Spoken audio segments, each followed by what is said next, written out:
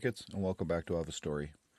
In yesterday's video, I talked about strong words and being strong people. I'm going to share with you some examples of my life if I haven't already shared a little bit of what I've had to be strong through. If you think what I've already shared is a lot, what I still have yet to get to, even in my childhood, is far more devastational than the things I've already talked about. And then once I get into my adulthood, those are far more devastational than what I even dealt with as a child. Part of why I'm doing this. So to share with you some of where I've had to be strong. In between my freshman and sophomore year of high school, my parents moved out to Sylvania. And they moved to the very far opposite edge of Sylvania. I guesstimate I was 14 years old? I used to ride my skateboard from my parents' house back to my old neighborhood, which was, I tried pulling up Google Maps and I can't do it on my computer. I have to use my phone because on my phone I have voice software that helps with my inability to be able to do things visually. My phone has software on it that helps me to be able to do that stuff to present it to you that my computer, either I don't have it on there or I don't know how to use it.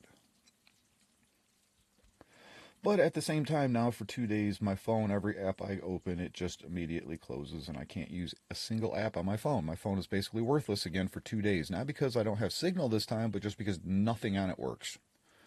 Yeah, I went through update, everything, and it still does not work. Nothing. I open an app, it opens and then immediately closes. Yay. These are a lot of my frustrations in life. These people are worth millions of dollars a year while we get to get garbage. God, my head can go so many directions in these videos, people, and it's part of where I pause and stop and think and get sidetracked.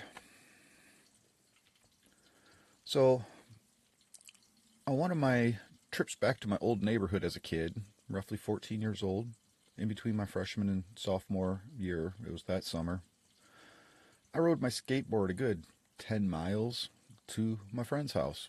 His name's Alex. I've shared his name in stories with him and I still have some big ones to tell with him. But that was a good 10 miles. You want to know how I was able to max out the senior leg press in the gym, senior gym, when I was that young? Ride a skateboard 10 miles to another neighborhood just to spend your day to play. And then another 10 miles home at the end of the day.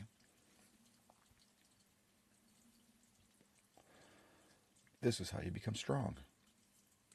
I also talked about the gas station where there was a gay guy who would not quit flirting with me. Is it okay for gay guys to flirt with straight guys and sexually harass them? Is that okay? Let alone a 14-year-old kid and an adult? But at the intersection, that was the gas station at the intersection of Upton and Central. My friend lived in the neighborhood right behind that gas station, which is why I was at that gas station quite often. But we were crossing, I rode my skateboard over to his house, and then he wanted to ride his bike, and I can't keep up with a bicycle with my skateboard, so I hopped on his mom's bike. And as we're crossing Central Avenue, a drunk driver hit me. He ran a red light, never touched a brake. He said he was doing 45 miles an hour and hit me square in the middle of the bumper. I went up in the air over the car, hit the ground. I remember Alex running right up to me and looking over, "Dude, you okay?" I think so. And the car pulled up next to us. Car full of pretty girls pulls up right next to us. And I didn't know at the time. I'm still laying there flat on my back looking at the sky. And I heard a voice, "Is he okay?" And Alex looks at me, "You okay?" "Yeah, I'm okay, I think." And he turns around, "Yeah, he's okay." And I just sat up just in time to see it was a car full of pretty girls. And I'm like, "Wait, no, I need mouth to mouth." Oh, Jesus. But then the guy back up. And, God, the stories, people. I kid you not. He backs back up.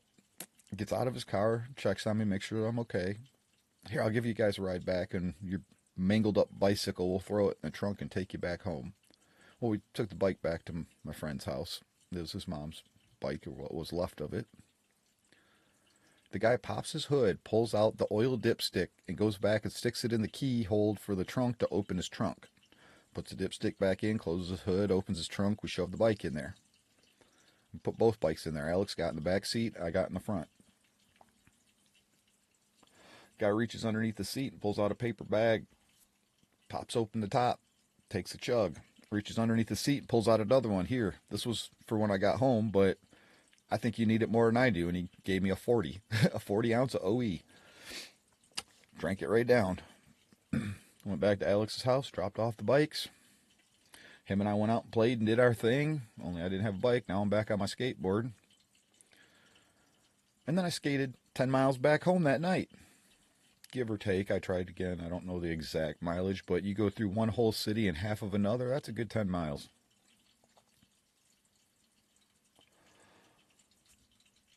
I had to be strong even as a kid.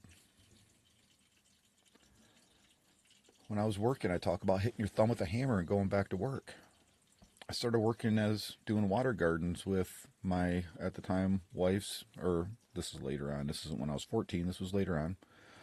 My soon-to-be wife's brother, him and his wife's brothers. It was a business his wife's brothers had. My wife's brother, his wife's brothers owned a business. And I was working for them. And I started out as a mechanic, and then I started doing water gardens. And water gardens were a lot of fun, and I enjoyed them and learned more mechanical abilities there. But we're sitting there driving stakes into the ground to set up our forms to make the channel running down from one pool to another.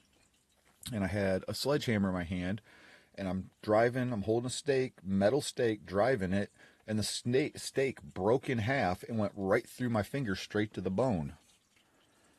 We didn't even have a first aid kit.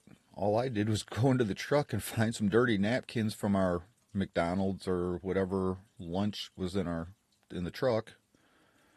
Leftover, whatever, found a brown napkin and a roll of electrical tape, wrapped it around, and I mean, you could see the bone. It was straight to my bone. Wrapped it up in electrical tape and a napkin, went back to work. That's how real men function.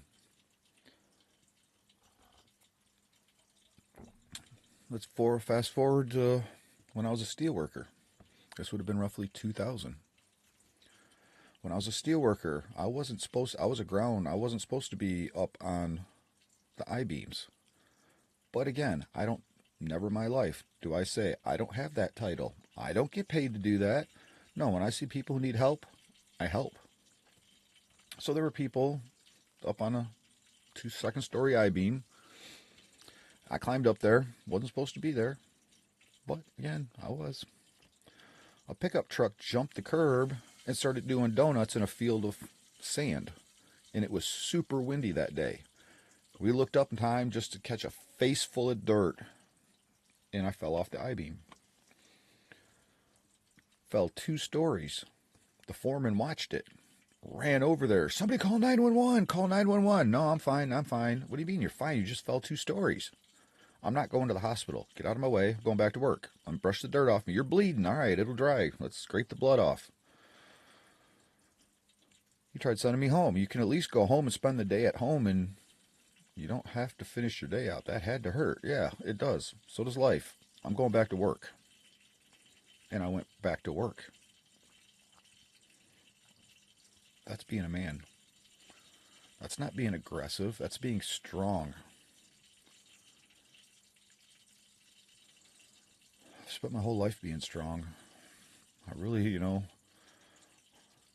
hoping at my older age I'd be able to just settle down, relax, and enjoy all that hard work and effort that I put into building a future and a life and giving it to my family. Unfortunately, it just all gets taken away from me. I get to do it all over again and do it all over again and keep killing myself. Even on top of all the other things that are literally killing me. But that's also how, after I was kidnapped, tortured, and beaten for an entire night, had my ear cut off my head, my throat slit, my body dumped and left for dead, that I was strong enough after that to get up and walk for help. Stories that are still coming. Like I said, my future, from what I've already told you, is far worse than what the past up until this point in my videos are. That's not an understatement by any means.